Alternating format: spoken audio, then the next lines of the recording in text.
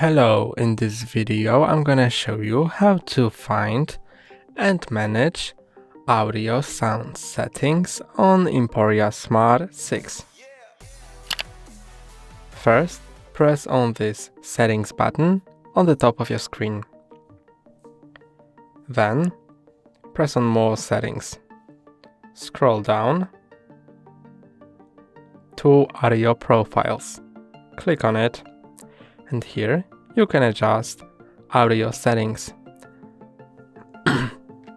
You can change sounds for phone ringtone, notifications, or alarm. You can also adjust volume for media, calls, ring and notification volume, and alarm volume, as well as you can enable vibrations and adjust other settings. After that, press here to go back, and then press here to go back to the main screen. That's all for today. Don't forget to like and subscribe. See you next time.